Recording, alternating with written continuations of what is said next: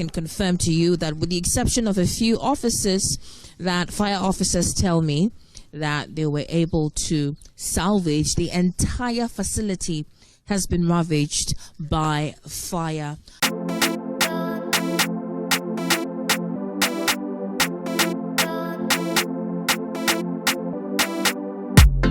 I can confirm to you that with the exception of a few officers, that fire officers tell me that they were able to salvage, the entire facility has been ravaged by fire.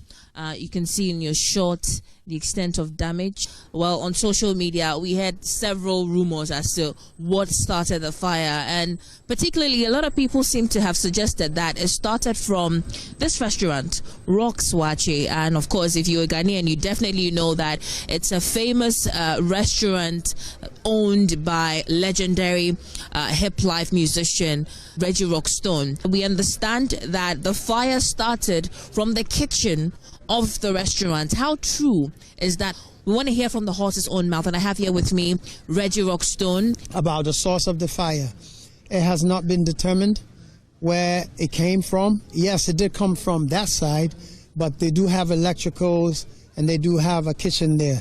And I said there somebody about say you famous in 10 years you didn't with the bedroom, but it hasn't been confirmed. And so we're going to salvage what is on the CCTV, and then we will know. It's definitely not an arson, so it's not deliberate. If you see the extent of the fire, then you will realize how dangerous it was, and no one was harmed. At what point did you hear about, the fire? Well, we work 24 hours, and so on Sundays usually we do shifts, but me and my wife, she had gone to the church and so on. So we were actually at home, and when we got the call, and this is not the best thing to. The call from who? From the workers, because say yeah, 24 hours. And you did video sending from when we woke up, we're still here, and so it started from about around 12, and then. The fire service, please, let's be clear on this before you start to point fingers at the fire service. The reason being that in proximity, they're very close to us. To be asking and there be. Unfortunately, Madina caught fire as well, and this is why they were late. So 1 hour. I'm here with the fire officer on ground, Mrs. Mausi Daniela Into Sapon. She's going to tell us what they've been able to investigate so far, what have been their findings, and so on. It was a running call around 1 a.m. Somebody ran to the office, and then my men came here. Right. And so when you got here, what did you see?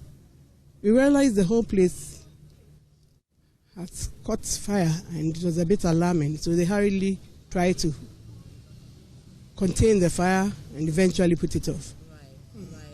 And what you saw, what was the extent of damage?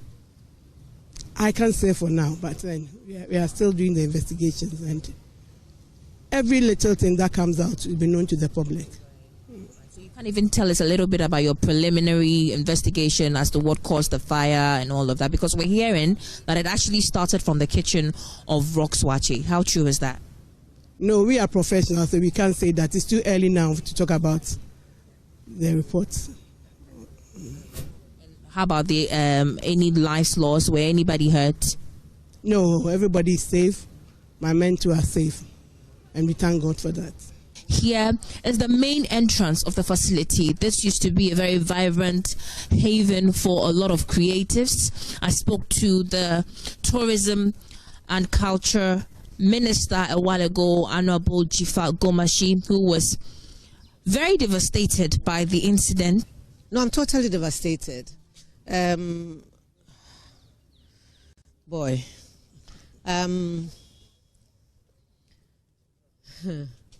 The young lady who we have assigned to take charge of the National Film Authority came to my mind because she was in my office about her office space. Kafui Danku. She was in my office talking about her office space, and we're trying to see how to let her dream and the vision of the president come through. And for me to wake up this morning to hear this, I'm devastated, really. And not to make light of the situation, but my directors will tell you that anytime we have a meeting here, I don't leave without getting my wache.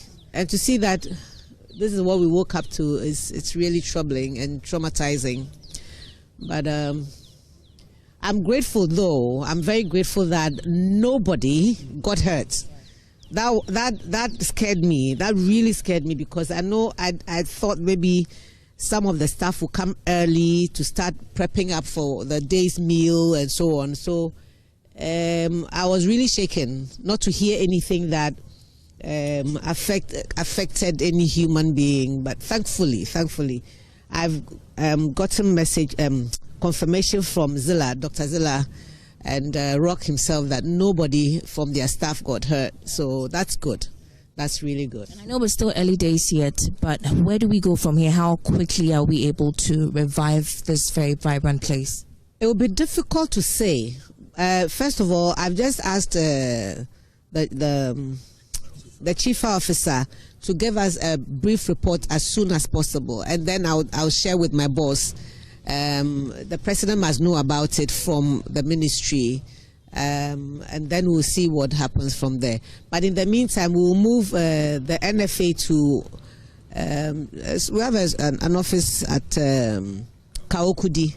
We'll move them in there for now. You heard from the Tourism and Arts Minister, Abla Jifa Gomashi there, and she came to assess, the situation here, take a look at the extent of damage. You heard her tell us that until today, it was supposed to be the office or the place for the National Film Authority. If you have been following the story, Kafi Danku has said quite a number of times about how their office space is small, and appeal to government to give them a much more bigger space. And I'm just learning today that apparently that office was gradually taking shape here at the Accra Tourist Information Centre. But unfortunately, as of now, it has been ravaged by fire. Like I said, we're still live right here.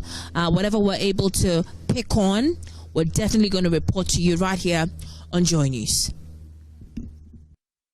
So this was this morning, early this morning, when Accra was beginning to take shape. Then this fire, engulfed the Accra Tourist Centre. But on Sunday, there was another one that also devastated a large area. This is the Madina Redco flood, so now as a Reese Junction. And my colleague Stephen was there, and he came to this report. It be a business center. I'm managing for business for Sene Karbekoyano. Na Omudi assassinate my business center no. Ye business no. A job at home that was Andra 3rd August 2025. And I jatum na man for a press amubeyi amuniama. Yes, I'm obia fight is obey niama airshi. Ti ebimunso ejinejina aside almost share nya ekoso. Nti na omomudi honu ma ya na omo landguard for omomudi honu ma sellers for na omoton ade na omo landguard for. Na ba ne sa no misunderstanding bi ba omontem ama edi he ba nti penny owo mu no omo friend area. Nti penny no owo mu no edi no mu manu ntubasi enti o si on penny no kofa tu ba e and odi obo warning shot was ra no obo straight bullets as a side am encrofo a crowd a omu gina ho a omu yom niam no omu gina ho asem omu asem esi eja ne hia omu gina ho hwe bi no no two bullet ni fa crowd ni mu nti crowd no most of the crowd ni there crowd ni be prior to no so crowd no so pump action and most of the crowd in there me check here almost 12 people there amu prior pa because kita two no mo di nkwasiasem wo 18 nim wo ukwa kansisi no be isi kan o dia wo kansisi no be two no dia bow enye pra ti say ade bi na etwa me na pra gunshot bullets bi poison nti se mo timi abo ami for each problem be each bibia which media bomb will be idea me de many na be a hwem nyame nyankopon na me so tiase ti me nyame so tiase de me say me pa bada. It started like any regular Sunday afternoon, with children playing, afternoon naps, and traders calling to passers-by to come buy their wares. But in a flash, everything changed. Flames surged through the slum here at Madina Redco Junction, devouring more than 50 wooden homes and container shops.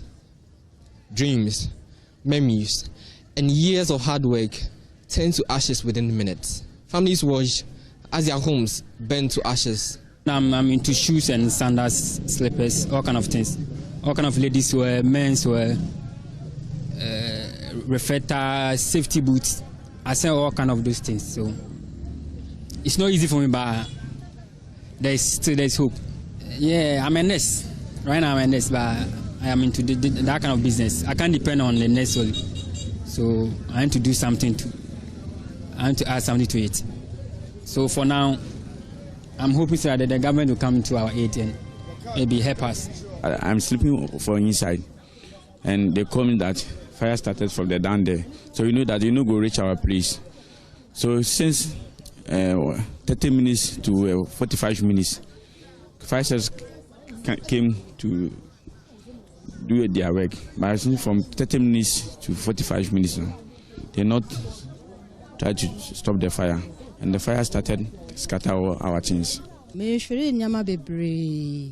I say me so far very spread like grass accessories ni na me tombi and me santon entire me santon packs take away packs ni nyama enu na ma hwe ese na me wa sorry na omo frɛ me no me bedru ha no na bibia ko off eja no kra na efri down ho eba ti anim say o ebedru ha no na ya dum.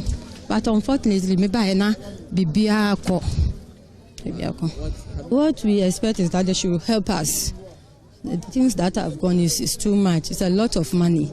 So we are pleading on their behalf to help us. With fire officials still investigating the cause of the fire, some of these business owners and residents here believe the extent of the damage could have been better managed if not for the delayed response by the Ghana National Fire Service. My brothers here who also goes to Kumasi to also pick their goods and come and sell. Some have been complaining that they also lost about 70,000 or something like that. But I don't know for their side, but that's what they have been saying to me right now. But is it true that the fire service delayed? Oh, probably from my side, I think they delayed for a time because from where the fire was coming out to their workplace, that's their office there, is about just 5 meter thing. So if individuals did not even go there to inform them, they could have seen them for themselves. But we have to rush there and call them that this is happening to us right now. So when they came, where the fire was going, they didn't even go to that place. We sell furnitures. Our workshop there, we sell furnitures, including wardrobe, bed, tables and other things. We have guys who goes to Kumasi to take our goods and then bring it back here to sell. So each individual goes there to take his or her goods to come. But for my side, I lost almost about 50,000 going there. But we have my guys also who also have lost a lot, a huge amount. Some have lost 70,000, 40,000. No, we completed school almost 5 years now. We will not be posted. All of us here, we are all graduates. We are nurses, teachers, and other things have been not been posted. So we are now doing this job to take control of our life now, because we cannot go into the wilderness and then do things to make our life be not lost. As investigations continue, residents are hoping this tragedy will prompt authorities to act decisively. Until then, the people of Madina Redco Junction are left to rebuild yet again from scratch. For Joy News, I am Stephen Mensah, reporting from Madina Redco Junction.